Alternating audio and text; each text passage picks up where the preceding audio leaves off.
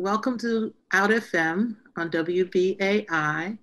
I'm Staha Mealy Mapp, and I'm here with Kristin Jordan, who is a candidate for City Council from the Ninth District of Harlem. Is that correct, Kristin? That's correct. Well, all right. Welcome to Out FM, Kristin. How's it going?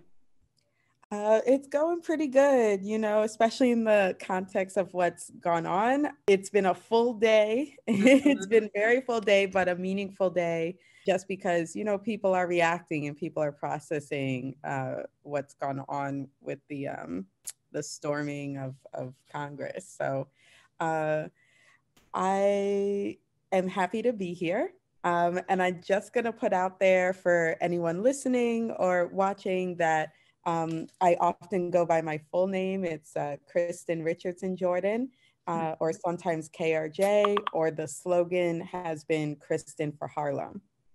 Kristin for Harlem, I love it. Yeah. I love it. And some of what I've heard you say and read is that you use a real interesting term as part of your intention as a candidate, which is to disrupt. Yes. And I think it's important to speak to disruption and to talk about disrupting the status quo. I don't mean it as a call to general mayhem. I don't mean it as a lack of structure, but I do mean it as disrupting the status quo. So like, what are we disrupting? Because we say disrupt the district, right? So we're disrupting white supremacy. We're disrupting a budget that is very heavily funding NYPD, a budget that is very heavily in favor of corporations. We're disrupting that with a push towards serving the people, serving the community, refunneling the funds back into education and housing and the things that our community needs and deserves. And we're disrupting white supremacy. I mean, one of the things I have to say about being from District 9 is Central Harlem, we have seen time and again, year after year, decade after decade, how this community gets disenfranchised and disadvantaged, and it's straight up racist. It's straight up racism. The lack of resources in District 9 and the way the zoning has been happening, the way money has been allocated, is the environmental racism that leads to us having less trash cans in the district and higher rates of asthma in the district. I mean, it's straight up white supremacy that we need to disrupt. I also talk about disrupting the status quo in terms of leadership. And that's something I'll say, I'm happy to be here. I like the work that you're doing with highlighting queer stories. And we need to disrupt the traditional leadership as well. So part of why I'm running for city council is because there has never been an out Black queer woman on the city council. And that's really tragic. That's really tragic, given that it's New York City and we are here and we're very much present in the population, and we represent all these different intersections of identity and oppression and awareness. There's an awareness to being a Black lesbian, to being a Black queer woman. That awareness, that consciousness needs to be in our leadership. And so part of the disruption is, let's disrupt the status quo of having old white straight men at leadership all the time. We've seen already what that does, what kind of society that creates, and it's time for something else. Yeah, well, you will definitely have your work cut out for you when you get elected to the city council. for sure. You bet. I'll have my hands full, right? You surely will. So I love the way that your webpage is set up and your literature is set up around what your platform stands for. And so it's Kristin for Harlem, H.A.R.L.E.M, and each one of those, that's an acronym basically for H.A.R.L.E.M is an acronym for your platform. So each letter has a strong meaning. I really love, I think that's really quite creative and smart. So H for holding the police accountable, accountability, holding Yeah, people accountable. So let's hear a little bit about that and, what you're talking about. yeah, definitely. And so the acronym I'll say is my baby, and it's my brainchild, and it came from really wanting to see concrete change in my community, lasting, meaningful, real change. And it also came from my heart and spirit as a creative, because I am a teacher and an organizer and activist, but I'm also a poet. I've written 2 poetry books, and as a teacher and a poet, I like a good acronym. So I see. that so that's part of the birth. And Harlem, that's what we're talking about, Harlem. Right, So right. it makes sense to spell it out. Mhm. Uh, but the H, I will say, the holding police accountable piece is definitely the one of the most controversial points on my platform. That is because one, it's holding police accountable and abolition. So I am an open out abolitionist, and I talk about moving us towards a world without police and moving us towards a world without prisons. Mhm. And I actively believe in that possibility. I actively want to see us defund NYPD and defund the prison industrial complex, ultimately down to zero, and fund things that address the source and the root of violence, the source and the root of harm, instead of what we do now, which is responding to harm with more harm. So we respond to the things that are going on interpersonally or personally with state violence. So here's violence, and then here's more violence, and that is never going to work. We're never going to free ourselves that way. And especially as Black people who have been the target of violence. And I will say for me and for other Black women, we as Black women who are often the target of violence, we're sandwiched in the middle of experiencing interpersonal violence. Like I myself am a survivor, and then also experiencing institutional state violence from the police. Again, I've been falsely arrested. And I wish I could say I'm some sort of strange anomaly, but I'm not. We as Black women, we go through these things, we experience these things of a world that's very white supremacist and patriarchal. So anyway, that bullet point is about defunding police, and for the police while they're here to be held accountable with an elected review board. That has been a controversial topic. I have no idea why, but the proposal that I stand for is to have an elected review board that's of the community, that has the power to fire and suspend local police. So police would be held accountable not by themselves, which again is another thing that's never going to work. The police holding themselves accountable is not Mhm. ever going to work. Mhm. But police would actually be held accountable by the community, and the community would have the power to fire and suspend police. Mhm. Yeah, well, that is a hot button topic right now. I mean, I think people go back and forth on that. What would that look like? How could we have a community that had maybe peace officers instead of cops, or some of the concepts like that? Yeah, Really hot. I think we need to expand our imagination for that type of space. One of the things I would love to fund, even if it winds up being just with my discretionary funds, is mental health street teams that work to de-escalate interpersonal violence, and also work to address the harm and things that we see. But actually address it. So like the mental health street teams would actually de-escalate. That's good. Reparative help work and what have you. Very effective. I've seen it work for sure. It's very, Yes, very good. Yeah. yes. What's the next one on your platform? So we had H. A, I guess, is actual affordability. Another Yes. hot button topic for New Yorkers. Can we actually have affordable housing in New York? Can we really Thank break the you. hold that these folks have on politicians in New York? Thank you. Thank you for emphasizing the actually, because I do. I'm very intentional.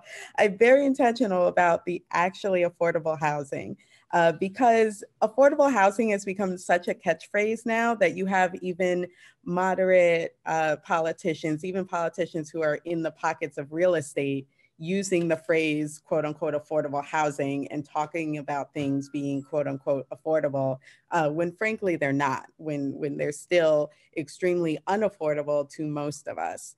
So, and you're right, the root of that has to do with our political leadership. I mean, we can follow the money and see the investment of those who are in real estate into some of the political campaigns. And then, it should not surprise us that then we have our political leaders green lighting the construction of new projects and things that are basically odes to gentrification and furthering the displacement of our community.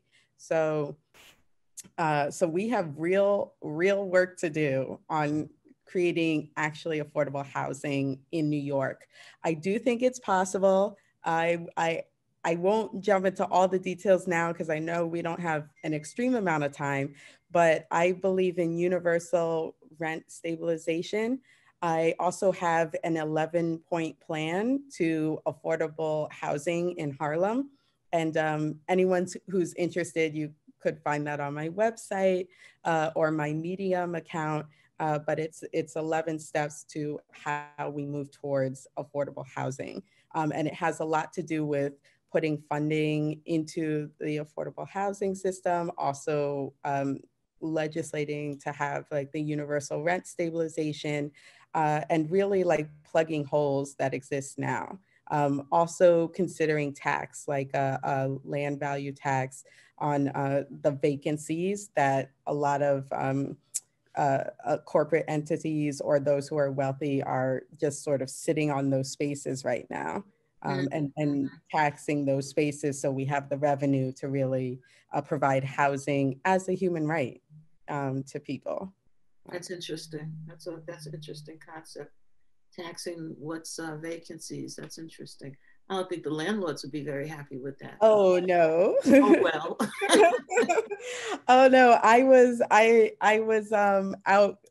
out canvassing one time. This was before COVID, and I had this whole conversation with someone who was a real estate agent, and she approached me because she had read my platform, and I didn't know at the time her background, so I was giving my pitch, Mhm. and she was like, "Oh, I would never support you because how would I make money?" Yeah, right. Like, And I was so, like, that's terrible. it's so That's sad, isn't terrible. it? It really. Oh, Terrible. well. That's terrible. So That's we. terrible. But that's what we're dealing with. That's honestly what we're dealing with. We are privileging a greedy few over the Mhm. many. And they really, I mean, the real estate industry has a grip on the city, on Yes, politicians in the city, and every yes. politician. I mean, our last mayor, for example, ran on the fact that he was not going to be that guy, and he ended up being that. He's not doing very well in that area. Oh, Um, many areas not doing well. What a disappointment. yeah, Huge disappointment. Yeah. yeah. Well, so what's your next platform piece that we should talk about? We got to do affordability. So after the A is R, and that's redistribution of wealth and That's resources. a huge one. That's a huge one. And in a lot of ways, that one kind of expands to the rest of the platform. Okay, good. But one of the things that I tell people when they ask, well, what does a city council person do? Because it's a very real question, because Yes. we spend a lot of time talking about the presidency. We don't necessarily talk about local office, right? So what a city council person does, aside from local initiatives, is they do legislation around the residential matters, and they negotiate the city budget with the mayor. So when we talk about the R in my Harlem platform, when I and team members and supporters talk about it, we always go to budget justice. We're always talking Ah, about budget justice and the city's budget and where the money is right now and how can those funds be reallocated to really serve the people. I am a socialist. So I say that openly uh-huh. all the time, but I identify as a democratic socialist. So I do profoundly believe in redistributing wealth. Every politician that runs in New York and elsewhere, you know, has education on their platform somewhere. How is your position different? How do you stand out in terms of what you're thinking about education? You say you call yourself a teacher, so I assume you were an educator at some Yes. point. Yeah. So what is that? Yes. So well, so I'll just acknowledge we've hopped a little, but that's totally fine. The L in Harlem is living longer, and it's a care package for seniors. Then the E is education and environmental justice. But around that E and the education, I've been a teacher for over 10 years. I've taught English and it's been a mix of like English in sort of a traditional style, Mhm. English learning and grammar and that stuff, and poetry, because I've also done creative teaching artist programs where we've focused on poetry in the community. I've taught students from middle school age, around age 8, all the way up through college age students who are graduating college at 21. And and my belief in education is that not only that we need to fund it, which I think a lot of politicians say, but that we need to look at one, what the education is actually about, right? So there's a lot of emphasis, like right now we learn history, right? But like we learn like his story, which means his story, not actually our story. And particularly for young Black and Brown children, we are not seeing ourselves. We are not getting to see ourselves. We are not being accurately, um, we, we're not being accurately represented in the authors of the books that the students are reading. We're not being accurately reflected in even the teachers who are in the schools, reflecting the community. And that all is part of what needs to change as well. So like I push for more funding in education, but also for an overhaul where we're really learning about the history and culture of our people, particularly here in Harlem, for the students to be learning about the rich, deep history and culture of Harlem, because with that comes a self-esteem and a pride and a motivation that is going to just carry throughout their lives. So I also believe in investing in whole students. The model I call for is called the community school model. It is a way to take care of the kid holistically. So we look at not just the teaching, but also food services, healthcare services, making sure there's counselors on site, psychological, emotional services, looking at the children's family and home life as well, partnerships between the school and local nonprofits, Mhm. partnerships with the school and the surrounding community, a deeper look at education. And the one critique that's really been made about community schools as a model is that they're super expensive. Um, that's been the main critique. Um, but right now we do this. Usually for schools that are failing, we'll designate them as a community school, and then we'll put all these resources in and try to pull the school back. And my question is, why don't we just do this? Like Mhm. just across the board, like just every school be a community school. I would love to have a much longer conversation with you about that. I mean, that's my passion, schools and how they're run. Okay. One of my passions. But fortunately, this is we're kind of running out of time. We have about another minute or two, and I really want to give you the opportunity to give us your coordinates, how people can read up about you, find out about your platform, etc., find out more about you, and then anything else you want to say to wrap up our discussion about Yeah. candidacy. Yeah, I mean, the last letter in the acronym is M, and it stands for meaningful change. And the mission of my whole campaign is to disrupt the district with radical love. So when I talk about meaningful change, I'm talking about loving on the community, loving on the people, and and yes, we're also talking about disruption. And I'm a democratic socialist and abolitionist. So we have a radical edge. We have, a revolutionary bent. But for those who have been involved in political revolution or movement in general, it's about love. Like that's always at the center. It's the love of the Yes. people that Yes. that pushes us forward. It's the Yes. love of the community. It's the service. Which should not be odd or rare for those who are public servants, but somehow is, which is part of my race for this seat. So if you are listening or watching and are able to support, we could definitely use the help. It is a grassroots movement. So anything you could chip in financially is a big help. We've been doing grassroots fundraising. We're also doing grassroots organizing. So regardless of any chipping in of funds, if you can chip in your time and or talents in any way, that is a huge help. We have 118 volunteers. We're trying to grow that list. Okay. Because, each one teach one, each one talk to one, spread the word. And we're using a lot of that as ways to help when we don't have corporate money, like Exactly. not having the corporate money, but having artists to support. So you can find out all about me at Kristin for Harlem.